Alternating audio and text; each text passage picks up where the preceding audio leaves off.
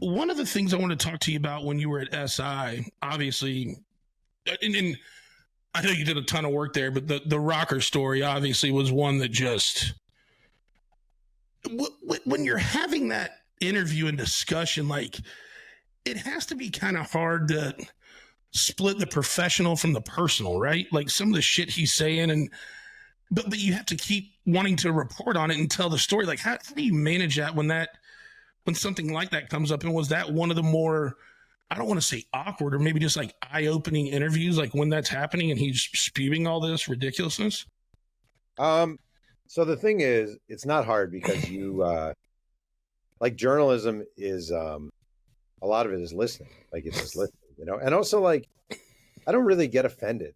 Like as weird as that sounds, like I know people. Again, I'm from the small town Mahopac, New York. I know people. If you talk bad about Mahopac, how dare you? Like I don't care. Like I don't care. I don't care. It doesn't bother me. So when we're driving around and he's dumping on everyone, I'm just more fascinated that he's doing it to me and that he knows I'm a reporter and I'm interviewing him and that he feels weirdly comfortable being kind of a bigoted jackass in the presence of media is weird to me, but I wasn't offended and it wasn't hard for me to listen. I remember when it ended, I got out of the car and called my mom and I was like, I don't know what the hell just happened. I think that's probably my exact quote. I don't know what the hell just happened because it was so bizarre.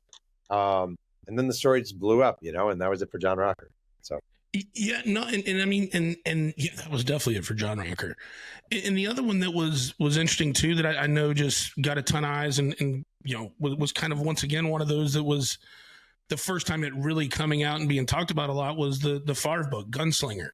Yeah. When because I think you were one of the first ones to kind of dive into the opioids and the drinking and that kind of stuff. How?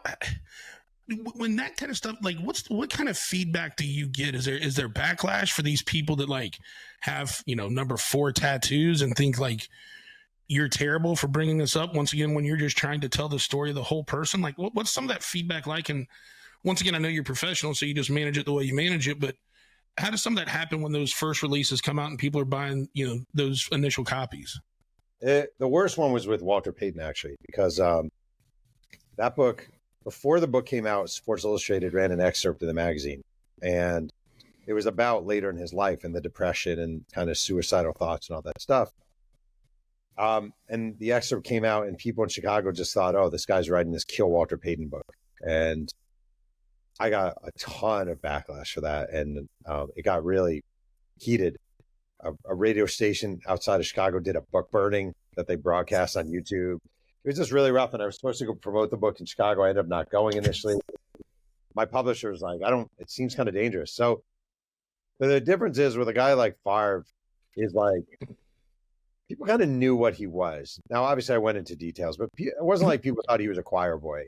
And people knew about his drug issues. Like that was known. It was even known that he sent dick pics to a sideline reporter. So it was more exploring into it and what it was.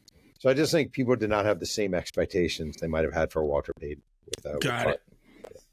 That makes sense. And then one of the other book things I wanted to ask about was the book on bonds, because your book came out and then I think it was a couple weeks later that Game of Shadows came out. Close there timeline wise. Not quite, man. Not quite. Game of Shadows came out first. Oh, did it? Oh, okay. Then I did have it, but it was like within the same month, right? Yeah, but it was okay for them and horrible for me.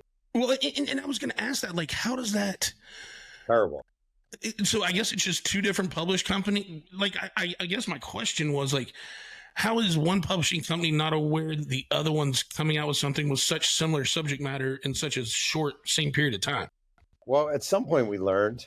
It's not like you broadcast. You don't always broadcast exactly when your book is coming out. And at some point we did learn, and it was kind of like, well, what are you going to do? But it was, I remember my publisher really tried spinning it in a positive light. Their book is more about steroids. This is about the whole man and blah, blah, blah. Mm-hmm. I remember the Wall Street Journal did a long story about the two books, and these two competing books came out. And the moment I knew I was in trouble is in that story, they misspelled my name the entire time. And I thought, oh boy, this is bad. And my book sold.